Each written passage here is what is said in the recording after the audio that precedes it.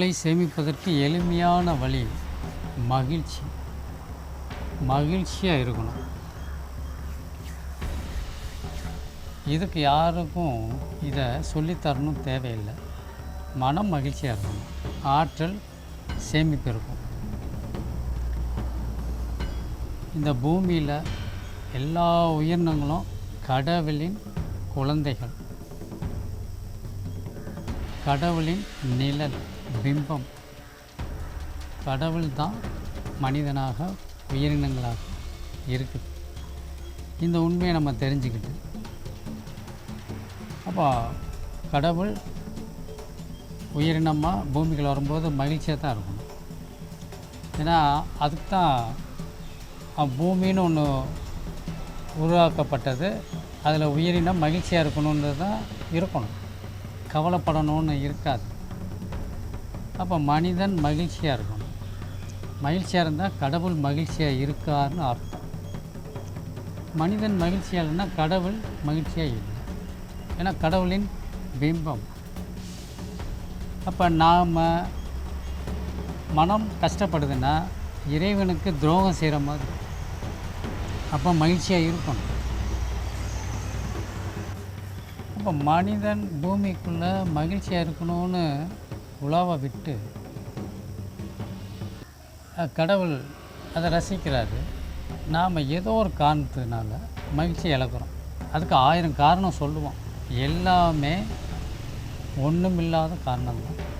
ஏன்னா கடவுள் மனிதனுக்கு மகிழ்ச்சியைத்தான் கொடுத்துருக்காரு. ஏதோ ஒரு காரணத்துக்காக அந்த மகிழ்ச்சியை நாம் இழக்கிறது கடவுளுக்கு துரோகம் செய்கிற மாதிரி. அந்த காரணத்தை ஏற்றுக்கொள்ளவே முடியாது. அது நாமளாக உருவாக்கப்பட்ட ஒரு காரணம். ஒரு பற்றினால், சில ஆசைகள்னால் ஒன்றை உருவாக்கி நாம் மனசை கவலைப்பட வைக்கிறோம், கஷ்டப்பட வைக்கிறோம். இதுவும் கடவுளுக்கு துரோகம் செய்கிற மாதிரி தான். ஏன்னா இது நாமளே உருவாக்குறது. கடவுள் மனிதனுக்கு கொடுத்தது மகிழ்ச்சியாக இருக்கணும், அதை நாம் இழக்கிறோம். வேறு ஒரு காரணத்துக்காக மகிழ்ச்சி இழக்கணும். அப்போ கடவுளுக்கு நாம் துரோகம் செய்கிறோம். அப்போ கடவுளை நாம் வணங்குறதுல அர்த்தம் இல்லாமல் போயிடும். ஏன்னா நீயே மகிழ்ச்சியாக இல்லையா, அப்புறம் எதுக்கு நான் உன்னைய படைத்தேன்? நான் உன்னைய படைத்தது மகிழ்ச்சியாக இருக்கணுன்றதுக்கு தான் நான் படைத்தேன். அப்போ நீ ஏதோ ஒரு காரணத்தை சொல்லி இழுக்கலைன்னா நீ இந்த பூமியில் நீ வாழ்கிறதுக்கு தகுதி இல்லை. இதுதான் மறைபொருள்.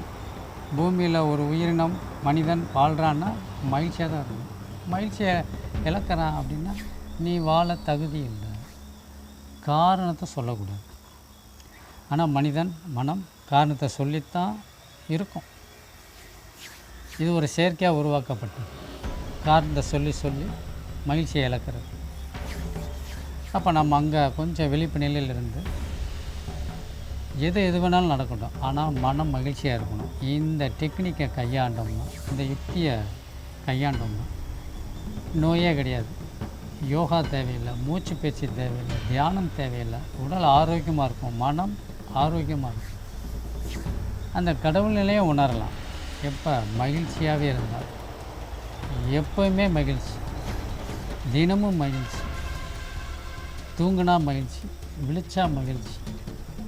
அப்படி இருக்கும் பொழுது நம்ம கடவுளின் குழந்தைகளாகவே மாறிட்டோம், கடவுளின் பிம்பமாகவே மாறிட்டோன்னு அர்த்தம்.